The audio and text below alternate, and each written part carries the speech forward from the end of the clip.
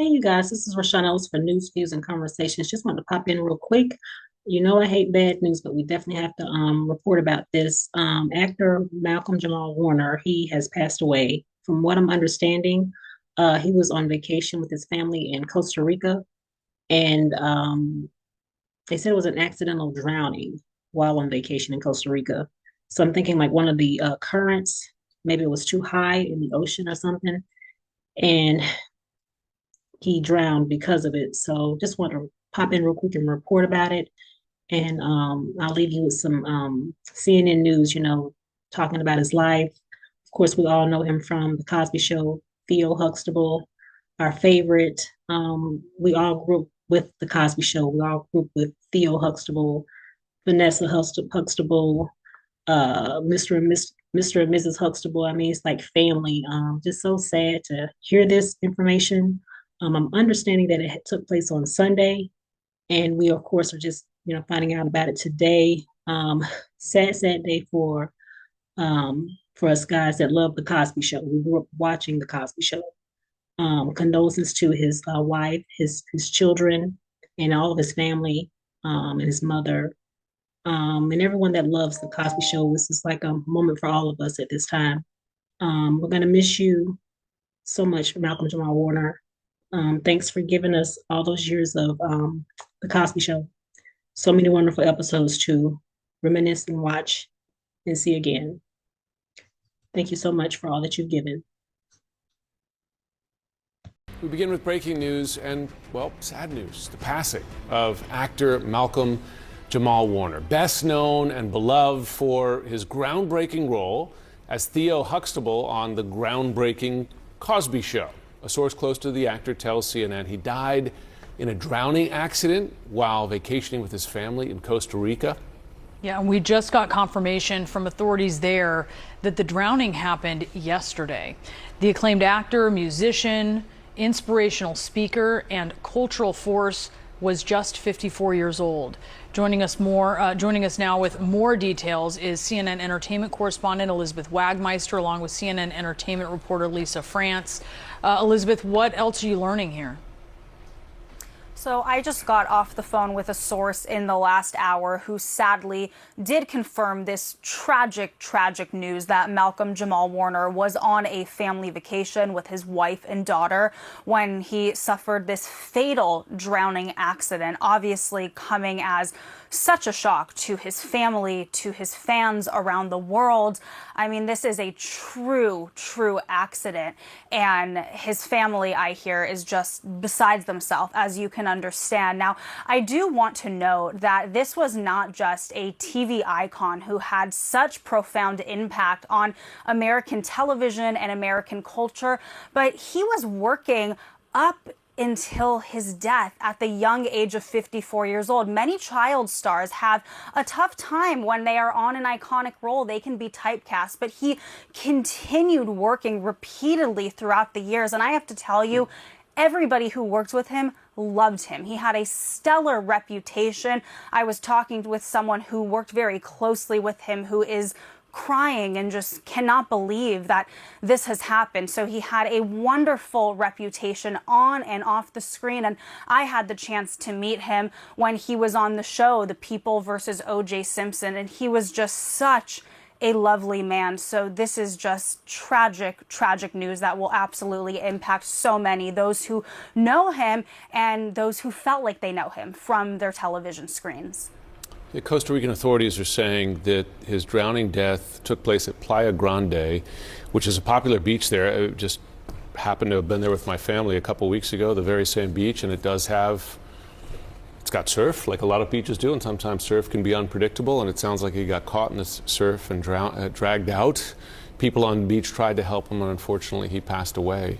Lisa, the cultural significance of The Cosby Show at a time in the late 80s and early 90s when a big portion of this country would sit down and watch the same show on the same night, which is something that just doesn't happen anymore, just tiny little fractions of the population, but particularly for, as we were speaking in the last hour, to Bomani Jones and others about how impactful it was to have this Cosby family represented in the way it was. Successful, middle-class family, just what a cultural touchstone it was, and Warner's involvement in that was central.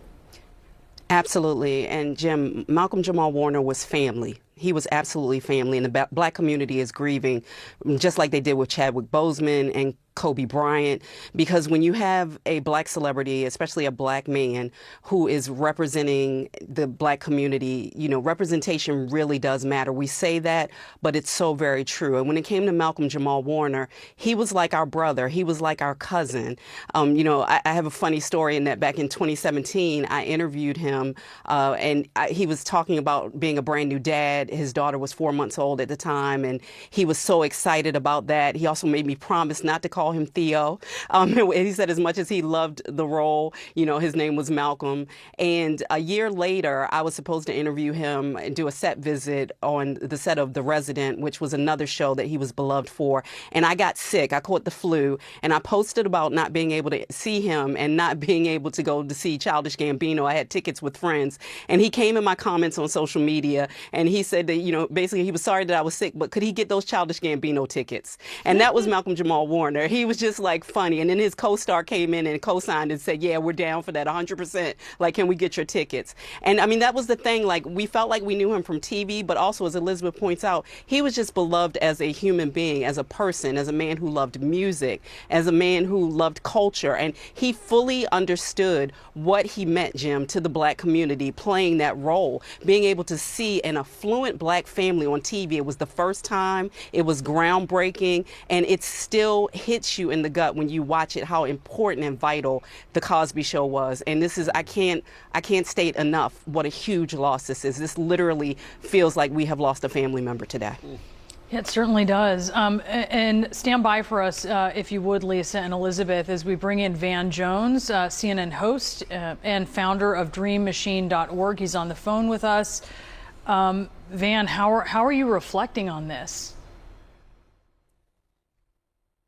Well, I mean, it's just devastating. I mean, to the extent that, you know, the Huxtables were, you know, everybody's family. I mean, Bill Cosby in those days, Huxtable, you know, Mr. Huxtable was everybody's dad, and that made, you know, Theo everybody's little brother.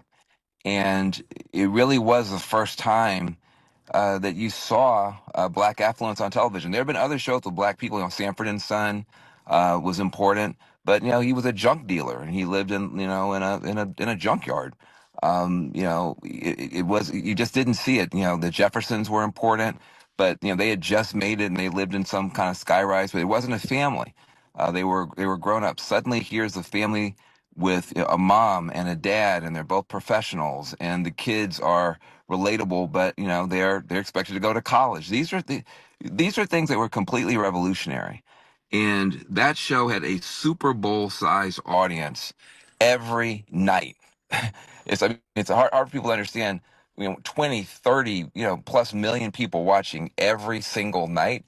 I mean, every single week, night that it came on. It was mandatory television for America, and it changed people's perception. I don't think you got Barack and Michelle Obama without the Huxtables. And so Theo, in particular, for me, as a young black guy, he's the first guy that I saw on TV who I could relate to. I had two professional parents. They didn't let me get away with much. And, you know, and he was a role model. And he was very, very important. And then also, you know, he didn't just stop with the Huxtables. I mean, he went on, you know, to do other shows, to do other things. But that was the iconic role. And it was groundbreaking, and it gave me something to shoot for, something to aim for. It gave me something to model myself after. I've talked to people, you know, cast members today, off the record, who are just devastated, just literally devastated. It's so unexpected. It's so unfair. But I'm going to tell you right now, everybody of my age, you know, people 40s, 50s, early 60s, this is a family member that's been lost for all of us, and especially for people in the African American community. You know, the show went off the air 33 years ago, I think, 1992. Since then, he has continued his career. He won a Grammy for R&B performance. He had a show opposite Eddie Griffin, Malcolm and Eddie, and more recently a podcast. And I just want to quote Van to you. him on the podcast just last year, speaking about some of the cultural issues that you were just describing and his place in them. He said, when we talk about the black community, we tend to speak of it as a monolith when the reality is there are so many different facets of the black community. And we wanted to have a space where we can really explore, discuss, and acknowledge all those different aspects. He's someone who tried to continue a public discussion of so many of the issues I think you were talking about that were groundbreaking at the time of this show. Yeah. Look, I mean, he used his platform very well. And, also he talked about mental health issues. He talked about things that, were taboo. In the black community, it's just now become okay to say you're not okay. We have this, cultural expectation that we're tough, we're strong, can handle anything. The strong black woman, the strong black man. We're human beings. We're human beings. We have good days, we have bad days, we have strengths, we have weaknesses, but this kind of facade that we've had to put up, he pulled that down. He said, look, we need to talk. And, he used his platform well. And that's really all you can do, I think. If you're not going to be, the president or the pope, where you've got, some institutional power behind you, what you can do is use your voice to try to help people.